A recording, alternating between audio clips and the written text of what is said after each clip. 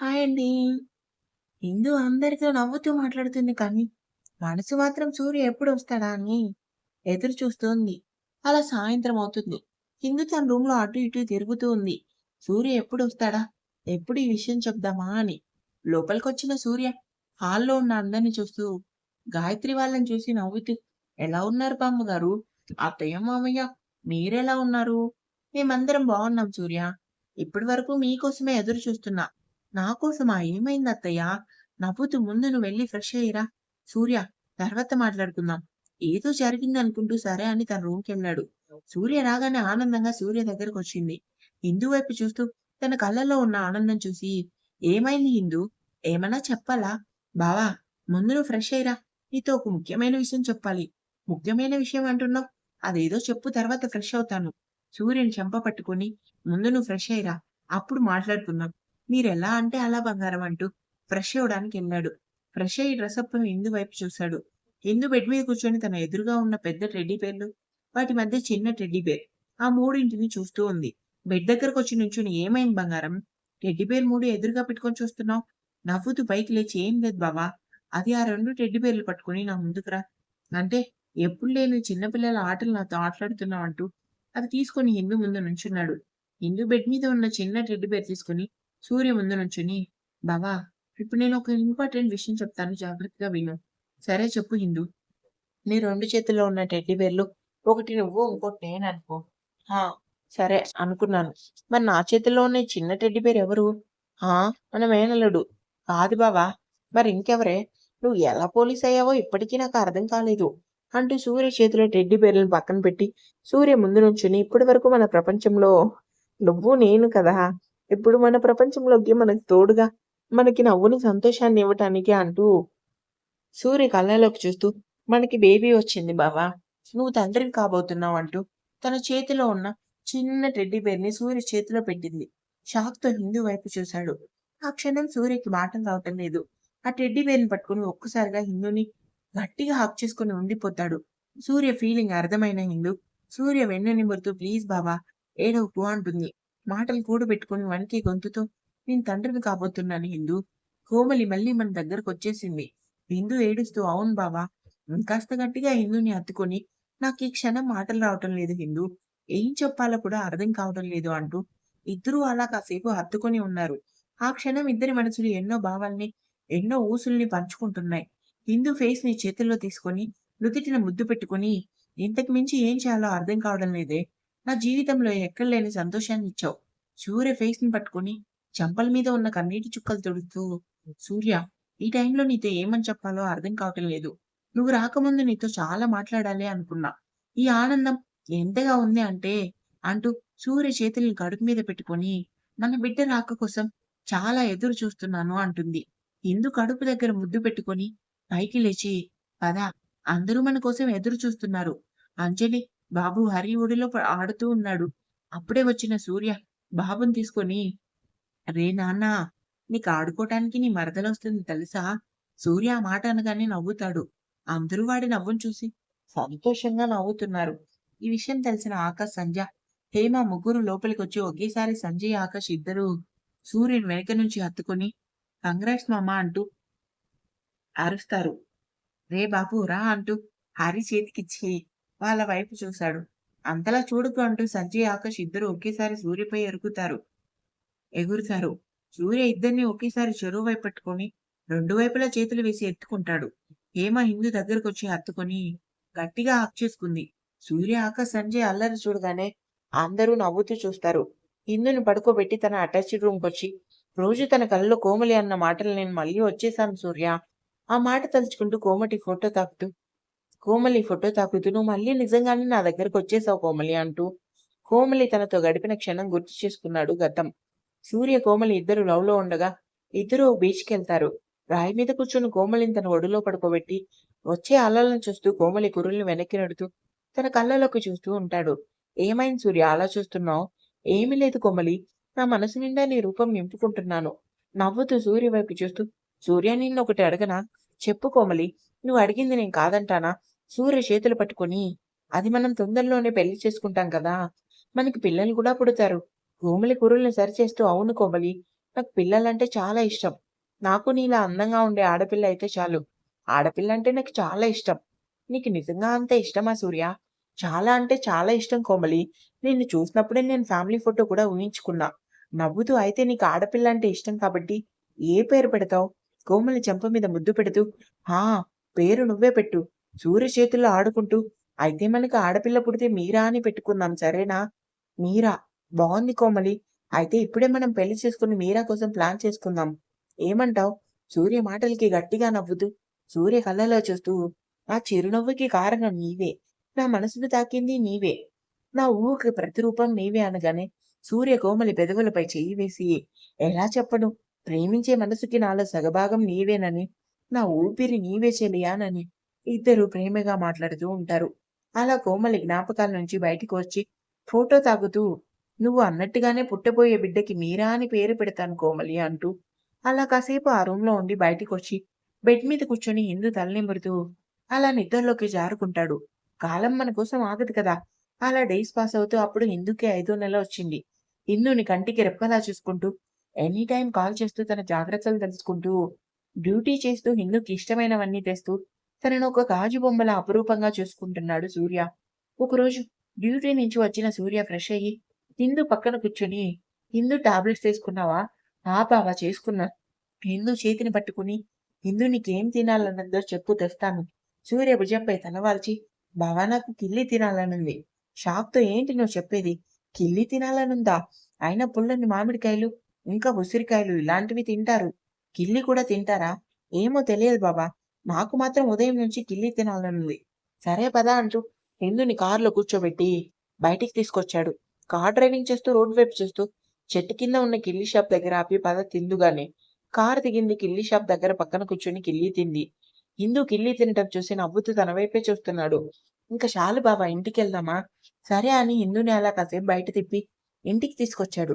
సూర్య భుజంపై తలపెట్టి పడుకొని, "బావ అక్క ఎక్కువగా నాన్ వెజ్ తినదు. నీకు తెలుసు కదా! ఇప్పుడు నేను ఎక్కువగా చికెన్ తింటున్నా." హిందూ తలనిమురుతూ, "నీకేం తినాలనిపిస్తే అదే తిను బంగారం" అంటూ హిందూని జోకొడుతూ నిద్రపుచ్చాడు. అలా డేస్ పాస్ అవుతున్నాయి. హిందూ, "హిందూ చెప్పండత్తయ్య." "అమ్మ, నాన్న, అమ్మమ్మ వచ్చారు తల్లి. నీ సీమంతం కోసం మాట్లాడడానికి." "అవునా అత్తయ్య వస్తున్నాను" అంటూ సుభద్ర ఆనందం చూడగానే ఆనందంగా నవ్వుతూ వాళ్ళ దగ్గర కూర్చుంది. సుభద్ర హిందూ తల నిమురుతూ జానకమ్మ వైపు మమత, గౌతమ్‌ని చూసి, "హిందూకి సీమంతం చేయాలనుకుంటున్నాం అన్నయ్య. అలానే నా కూతుర్ని పురుడు అయ్యేంత వరకు మా దగ్గరే ఉంటుంది.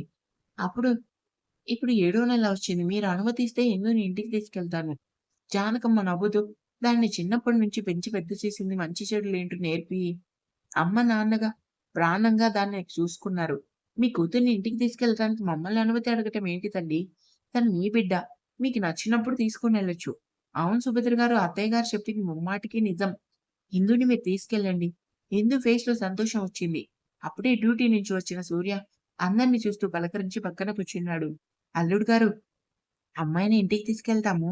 డెలివరీ అయ్యేంత వరకు మా దగ్గరే ఉంటుంది." సుభద్ర ఆ మాట అనగానే గుండెల్లో పిడుగు పట్టినట్టు అనిపించింది. హిందూ వైపు చూస్తాడు. తన కళ్ళలో చూస్తాడు. "వెళ్తావా?" అన్నట్టు. అవునన్నట్టు తల ఊపుతుంది. మనసుకు కష్టంగా ఉన్నా సరే అని తన రూమ్‌కెళ్ళాడు.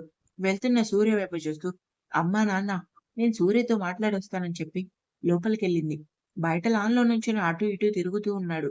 సూర్య ముందు నుంచొని, "సారీ బావ, నాకు వెళ్ళాలనే ఉంది. ఎందుకంటే ఇప్పటికే అక్క దూరమైంది. అక్కన్నాళ్ళు చూసుకుంటూ బ్రతుకుతున్నారు. ప్లీజ్ వెళ్తాను."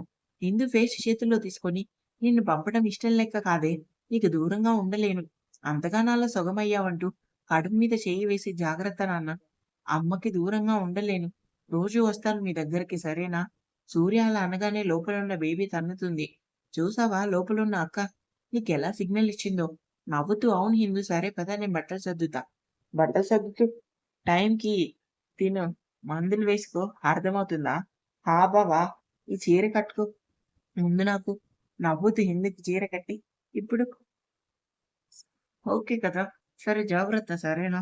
నువ్వు కూడా రా బావ." "వస్తాను హిందూ. ఇప్పుడు మళ్ళీ బయటికెళ్ళి కేస్ గురించి సరే బావ జాగ్రత్త." అలా హిందూ పుట్టింటికి బయలుదేరింది.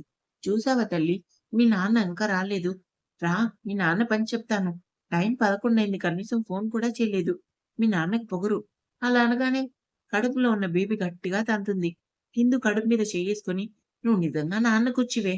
బయటికి రాకుండానే నన్ను ఆడుకుంటున్నావు. నాకు తెలిసి నీకన్నీ మీ బాబు బుద్ధులే ఉన్నాయి. మళ్ళీ తంతుంది. వద్దు మా! మీ నాన్న ఏమీ అనను. సరేనా? ముందు నువ్వు హ్యాపీగా బజ్జో అంటూ అటు ఇటు తిరుగుతూ ఉంది రూమ్‌లో. ఏంటే పడుకోవటం మానేసి అటు ఇటు తిరుగుతున్నావు? ఏహే! ఎప్పుడు చూడు డ్యూటీ ఉంటే ఫోన్ లిఫ్ట్ చేయవు. ఎన్ని సార్లు చెప్పాలి కనీసం మెసేజ్ కూడా చేయవు నువ్వు మారవు. ఇందు సారీ. ఫోన్ సైలెంట్‌లో ఉంది. చూసుకోలేదు. కనికరించవే అంటూ ఇందు గెడ్డం పెట్టుకొని సూటిగా కళ్ళలో చూస్తూ నీ ఎదుట నేనున్నా లేకపోయినా, నీ చెంతున్నా లేకపోయినా, నీ హృదయంలో నా హృదయం లేకపోయినా, నీ ప్రతి కదలిక నా హృదయం గమనిస్తూనే ఉంటుంది. ఎందుకంటే ప్రేమించే ఆ ప్రాణానికి తెలుసు తన ప్రాణం ఎక్కడుందో అనేది. ఆ మాటలు తక్కువ ఏమీ లేదు. ఎన్ని సార్లు చెప్పినా నువ్వు మారవు. అలా అనగానే బేబీ తంతుంది. మొదలుపెట్టావా తల్లి? నేనేమీ మీ నాన్నని తిట్టడం లేదు. కాస్త నన్ను పట్టించుకోమని అడుగుతున్నాను. అది కూడా తప్పేనా? సూర్య ఇందు మాటలకి నవ్వుకొని, బేబీ తంతుందని అర్థం చేసుకొని, నవ్వుతూ ఇందు కడుపు మీద చెయ్యేసి, చూసావు కదా! నన్నెంతలా తిడుతుందో. నువ్వు బయటకొచ్చేయరా! అప్పుడు ఇద్దరం కలిసి అమ్మతో ఆడుకుందాం. ఇప్పుడు నువ్వు బచ్చో బంగారం అనగానే నెమ్మదిగా తన్నటం ఆపుతుంది. చూసావా? నా బేబీ అప్పుడే నా పార్టీ. నవ్వుతూ అవును నీ పార్టీ. ముందు ఫ్రెష్ అయ్యిరా బాబు భోజనం చేద్దువు గాని. సరే నువ్వు తిన్నావా? మేల చూపులు చూస్తుంది. కోపంగా నీకు బుద్ధి లేదే పద అంటూ హిందూకి భోజనం తినిపించాడు. హిందూకు సీమంతం చేశారు. అలా రోజులు గడిచాయి. డెలివరీ టైం దగ్గర పడింది. సూర్య హిందూ పక్కన కూర్చుని తనకి బిర్యానీ తినిపిస్తూ ఉన్నాడు. అంతేకాదు హిందూ అడిగింది ఏది కానడకుండా అడగటం లేటు. ప్రతిదీ తన కాళ్ళ దగ్గరికి తెచ్చేవాడు. సూర్య ప్రేమను చూసి అందరూ సంతోషపడేవారు. హిందూ డెలివరీ టైం వచ్చింది. హాస్పిటల్‌కి తీసుకొనెళ్లారు. సూర్యని చూసి అందరూ నవ్వేవారు. చిన్న పిల్లాడిలా ఏడుస్తూ హిందూ ఉన్న రూమ్ వైపు అటు ఇటు తిరుగుతూ ఉన్నాడు. ఎవరు ఎంతగా చెప్పినా వినేవాడు కాదు. చివరికి డాక్టర్ చెప్పినా. అటు ఇటు టెన్షన్ పడుతూ కంటి నిండా నీళ్లతో తిరుగుతూ ఉన్నాడు. క్యారమంటూ లోపల నుంచి బేబీ ఏడుపు వినిపించింది. ఒక్కసారిగా సూర్య నడవటం ఆపి గుండె మీద చెయ్యి వేసుకొని వచ్చేసావు కోమలి. నువ్వు నా బిడ్డ రూపంలో నా ముందుకొచ్చేసావంటూ కనురెప్పలు తెరిచి అందరి వైపు చూశాడు. అందరూ సూర్య ఫీలింగ్ అర్థం చేసుకొని కంటి నిండా నీళ్లతో ఏడవద్దు అన్నట్టు చూశారు. అలసిన శరీరంతో నెమ్మదిగా కళ్ళు తెరిచి చూసింది ఇందు. అప్పుడే లోపలికొచ్చారు సూర్య, సంజయ్, ఆకాష్, మమత అందరూ. ఒక్కో అడుగు ఇందు వైపు వేసి ఇందు చేతిని పెట్టుకొని బేబీని చూశాడు. అచ్చం కోమలిలానే ఉంది. ఇంకా నడుం దగ్గర పుట్టుమచ్చ కూడా ఉంది. కంటి నిండా నీళ్లతో బేబీని ఎత్తుకొని నుదిటిన ముద్దు పెట్టుకుని గుండెలకి హత్తుకున్నాడు. తండ్రి అనే అనుభూతి ఎలా ఉంటుందో సూర్య అది పొందుతూ హిందూ వైపు చూశాడు. నెమ్మదిగా నాకు చూపించు అంటుంది. హిందూకు చూపించాడు. చాలా అందంగా ఉంది అక్కలా. కానీ నాకు తెలిసి ఈ మేడం బుద్ధులు మాత్రం నీవే వస్తాయి. అందరూ నవ్వుతూ సంతోషంగా బిడ్డనెత్తుకుంటారు. హిందూ అన్నట్టుగానే బేబీకి కోమలి రూపం వచ్చినా సూర్య బుద్ధులే వచ్చాయి. కోమలికి ఇష్టమైన పేరే పెట్టారు బేబీకి. మీరా అని. ఆ సంవత్సరంలోనే సంజయ్ హేమల పెళ్లి జరిగింది. 5 సంవత్సరాల తర్వాత ఏ వరుణ్ బాలివ్వు లేదంటే కొడతా. అమ్మా చూడు మీరా నన్ను కొడతానంటుంది. వరుణ్ అంజలి కొడుకు. హే మీరా వినయ్‌ని కొట్టకు ప్లీజ్ అంటుంది అను. ఆకాష్ కూతురు. లేదు కొడతాను అంటూ ముందుకొచ్చింది. అప్పుడొచ్చింది సంజయ్ కూతురు అనుష. హేమయ్ సంజయ్‌ల కూతురు. కొట్టకు మీరా ఏడుస్తాడు. నువ్వు చెప్పావు కాబట్టి కొట్టనులే అంటూ వరుణ్ దగ్గరికెళ్లి వేలు చూపిస్తూ ఇంకోసారి నన్ను కొడితే అస్సలు ఊరుకోను అంటుంది. ముద్దుగా మాట్లాడుతూ వార్నింగ్ ఇచ్చి వెళ్తుంది. అంజలి, సూర్య పడి పడి నవ్వుతారు. నీలానే కోపం మీరాకి. రూపం కోమలి, బుద్ధులు మాత్రం నీవేరా. నవ్వుతూ సంజయ్ ఆకాశం చూస్తాడు. అంటూ ఇద్దరు ముందుకు వచ్చి జూనియర్ సూర్య ఏం చేస్తావ్? రౌడీజం. మేం భరించాలి అంటూ నవ్వుతారు. నవ్వుతూ సూర్య లోపలికెళ్తాడు. మీరానెత్తుకుని ముద్దు పెట్టుకుని అమ్మ ఎక్కడ ఉంది బంగారం? రూమ్‌లో పద నాన్న ఏం చేస్తుందో చూద్దాం. హిందూ రూమంతా సర్దుతూ బెడ్‌షీట్లు మారుస్తూ బిజీగా ఉంది. వచ్చారా మీ ఇద్దరు? ఏంటి ఈ రూమ్‌ని ఇలా చేశారు? మీ ఇద్దరికీ అల్లరి అడ్డు లేకుండా పోతుందంటూ ఇద్దరి క్లాస్ పీకుతుంది. డాడీ అమ్మ కోపమొచ్చింది. సరే పద కూల్ చేద్దామంటూ ఇద్దరు హిందూ దగ్గరికెళ్లి సారీ అంటూ చెవులు పట్టుకొని హిందూ చెంపల మీద ముద్దు పెడతాడు. హా! నీ ఐస్ చేయడాలు ఆపితే పద మీరా స్నానం చేపిస్తానంటూ వాష్‌రూమ్‌కి తీసుకెళ్లి స్నానం చేపించి డ్రెస్ తీస్తుంది. సూర్య వెనక నుంచి సోఫా మీద కూర్చొని ఇద్దరిని చూస్తూ నవ్వుతూ ఉంటాడు. మీరా ముప్పు తిప్పలు పెడుతుంది హిందూని డ్రెస్ ఏసుకోకుండా. టవల్‌తో రూమంతా పరిగెడుతూ ఉంటుంది. సూర్య వైపు కోపంగా చూస్తూ అలా చూడకు. కాస్త డ్రెస్ వేయవా నాకు అస్సలు ఓపిక లేదు. మీ ఇద్దరూ నాకు చుక్కలు చూపిస్తున్నారు. మీరాని దగ్గర తీసుకొని నవ్వుతూ డ్రెస్ వేస్తాడు. మీరా డ్రెస్ వేయగానే ఆడుకోటానికి బయటకొస్తుంది. మీరాని చూడగానే వరుణ్ భయపడుతూ ఆకాష్ దగ్గరికెళ్లి కూర్చుంటాడు. మీరాని చూసి నువ్వొస్తే వీడికి చుక్కలే కదా అంటూ నవ్వుతూ ఉంటాడు. హిందూని ముందుకు తీసుకొని గట్టిగా హత్తుకొని నవ్వుతూ కోపంలో కూడా చాలా ముద్దుగా ఉంటావు కదే బంగారం. నువ్వు ఉంటాను కానీ ఈసారి బాబు పుడతాడు మనకి. ఏంటే బాబు అంటున్నావు? హిందూ నవ్వుతూ సూర్య చెంపని కొరికి మళ్ళీ నువ్వు ఇంకో టైగర్‌ని చూసుకోవాలంటూ నవ్వింది. ఆనందంగా హిందూని హత్తుకొని ఈసారి నువ్వు ముగ్గురిని చూసుకోవాలి.